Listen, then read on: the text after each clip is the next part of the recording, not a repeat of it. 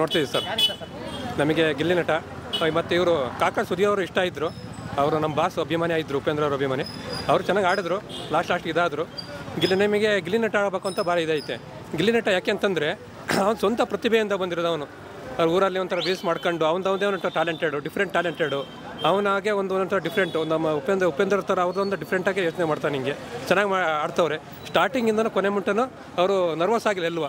ಕೆಲವರು ಸ್ಟಾರ್ಟಿಂಗ್ ಹುಮ್ಮಸ್ಸಾಗಿ ಬಂದರು, ಹಂಗೆ ಮತ್ತೆ ಸ್ಲೋ ಆದರು. ಈಗ ನೀವು ರಘು ಅವ್ರು ನೋಡಿರ್ಬೋದು, ಸ್ಟಾರ್ಟಿಂಗ್ ಒಂಥರ ಫುಲ್ ಫೈರ್ ಬ್ರ್ಯಾಂಡ್ ಥರ ಬಂದರು. ಈಗ ಸ್ವಲ್ಪ ನರ್ವಸ್ ಆಗಿದ್ದಾರೆ. ಈಗ ಮತ್ತೆ ಚೆನ್ನಾಗಿ ಆಡ್ತವ್ರೆ. ಗಿಲ್ಲಿ ಅವರು ಸ್ಟಾರ್ಟಿಂಗಿಂದನೂ ಅಷ್ಟು ಕೊನೆ ಮುಂಟ ಅವರು ಒಂದು ಲೆವೆಲ್ ಚೆನ್ನಾಗಿ ಹೋಗ್ತಾವ್ರೆ.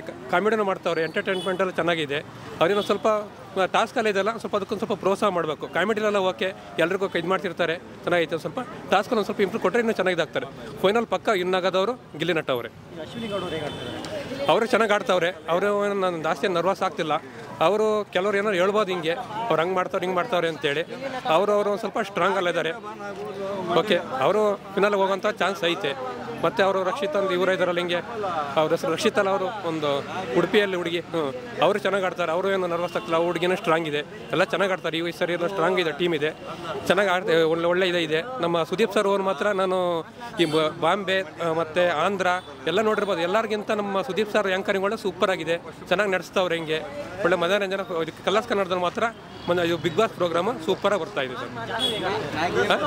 ಜಾನ್ವಿ ಅವರು ಚೆನ್ನಾಗಿ ಆಡ್ತವ್ರೆ. ಅವರು ಇನ್ನೂ ಸ್ವಲ್ಪ ಇನ್ನೂ ಇದಾಗಬೇಕು ಅದಕ್ಕೆ. ಸರ್ ನಾವು ಇದರಲ್ಲಿ ಸ್ವಲ್ಪ ಡ್ಯೂಟಿ ಅದನ್ನು ನೋಡಿ ಒಟ್ಟಿಗೆ ನಾನು ಅಬ್ಸರ್ವ್ ಮಾಡಿಲ್ಲ. ಹಿಂಗೆ ಆ ಥರ ಎಲ್ಲ ಅವ್ರು ಮಾತಾಡಬಾರ್ದು. ಹಿಂಗೆ ಗಂಡಸಿಗೂ ಒಂದು ಇದೆ, ಯಾಕಂದರೆ ಒಂದು ರೆಸ್ಪೆಕ್ಟ್ ಐತೆ. ಹಿಂಗೆ ಈಗ ಅದನ್ನು ಬರ್ತಾ ಒಂದು ನೋಡಿದೆ, ಹಿಂಗೆ ಏನೋ ಕಂಪ್ಲೇಂಟ್ ಕೊಟ್ಟಿದ್ದಾರಂತೆ ಗಿಲ್ಲಿ ನಟ ಅವ್ರ ಬಗ್ಗೆ. ಬರೀ ಹೆಣ್ಮಕ್ಳು ಅದು ಯಾರೋ ಇನ್ನೊಬ್ರು ಯಾರೋ ರಿಷನ್ ಯಾರೋ ಅಲ್ಲ ಅವರ ಅವತ್ತು ಹೆಂಗೆ ಹೊಡೆದ್ರು ಅವತ್ತು ಅವರಿಗೆ, ಸರಿನಾ? ಅದನ್ನು ಕಾಮನ್ ತಗೋಬೇಕು. ಅದು ಒಂದು ಎಂಟರ್ಟೈನ್ಮೆಂಟ್ ಏನೋ ಇದಾಗ್ತವೆ, ಅದಕ್ಕೆಲ್ಲ ಒಂದು ಕಂಪ್ಲೇಂಟ್ ಕೊಡೋದು. ಒಬ್ಬರು ಗಂಡಸಿಗೂ ಒಂದು ಇದಕ್ಕೆ ರೆಸ್ಪೆಕ್ಟ್ ಇದೆ, ಸರಿನಾ? ಒಬ್ಬರು ಹೆಣ್ಮಕ್ಳು ಅವರನ್ನೆಲ್ಲ ಅರ್ಥ ಮಾಡ್ಕೋಬೇಕು. ಹಿಂಗೆ ಹೆಣ್ಮಕ್ಳು ಯಾರು ಮೋಸ್ಟ್ಲಿ ಕೊಟ್ಟಿರೋಕ್ಕಿಲ್ಲ ಅನ್ಸುತ್ತೆ. ಹಿಂಗೆ ಅದನ್ನು ತಂದಿಟ್ಟು ತಮಾಷೆ ನೋಡೋದು, ಏನೋ ಒಂದು ಚೆನ್ನಾಗಿ ಹೋಗ್ತಾವನೆ, ಅದಕ್ಕೇನೋ ಒಂದು ಸ್ವಲ್ಪ ಕಾಲೆಳೆ ಜಾಸ್ತಿ ನಮ್ಮ ಇದರಲ್ಲಿ. ಹಂಗೆ ಕಾಲೆಳೆಗೆ ಒಬ್ಬ ಬಡವ್ರ ಮಕ್ಕಳು ಬೆಳಿಬೇಕು. ಹಾಂ, ಹೌದು, ಅದನ್ನ ಅರ್ಥ ಮಾಡ್ಬೇಕು. ಅಲ್ಲ, ಅವ್ರು ಸುಮ್ಮನೆ ಇದ್ರು. ನಮ್ಮ ಜೆಂಟ್ಸಲ್ಲೇ ತಂದಿಕರ ಜಾಸ್ತಿ ಇದ್ದಾರೆ ಹಿಂಗೆ, ಸರಿನಾ?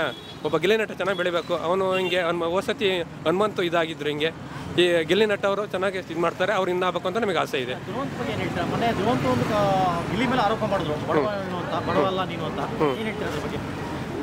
ಸರ್ ನಾನು ಒಂದು ಈಗ ರೀಸೆಂಟಾಗಿ ಯೂಟ್ಯೂಬಲ್ಲಿ ನೋಡಿದೆ, ಹಿಂಗೆ ಗಿಲ್ಲಿ ನಟ ಅವರೆಲ್ಲ ಲಗ್ಗೆರನೋ ಎಲ್ಲೋದು ಇದ್ದಾರೆ. ಹಿಂಗೆ ರೂಮು ನಾವು ಬ್ಯಾಚುಲರ್ ಲೈಫ್ ಹೆಂಗಿರುತ್ತೆ ಹಿಂಗೆ ಅದೇ ಸರ್. ಅವ್ರೇನು ಕ್ಲೋಮಾಗಿ ಹೆಂಗೆ ಇದಕ್ಕೆ ವಾಷಿಂಗ್ ಮಿಷಿನ್ ಆಗಲಿ ಫ್ರಿಜ್ಜಲ್ಲಿ ಏನೇ ಇಲ್ಲ. ಕಾಮನ್ ಆಗಿ ಯಾವನೊಬ್ಬ ಇದಕ್ಕೆ ಕೆಲಸಕ್ಕೆ ಹೋಗಿ ಬಂದು ಮನೆಗೆ ಮಕ್ಕಂತಾನಲ್ಲ, ಬಟ್ಟೆಗಳು ಅಲ್ಲೇ ಬಿದ್ದಿದ್ದು.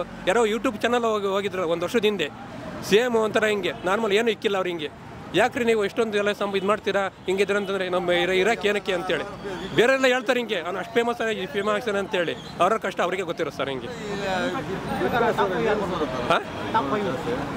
ಟಾಪ್ 5 ನಮ್ಮ ಇದರಲ್ಲೆಲ್ಲ ರಕ್ಷಿತ್ ಅವರೆಲ್ಲ ಬರ್ಬೋದು ಅಂತ ಇದಿದೆ ಸರ್. Okay, thanks sir.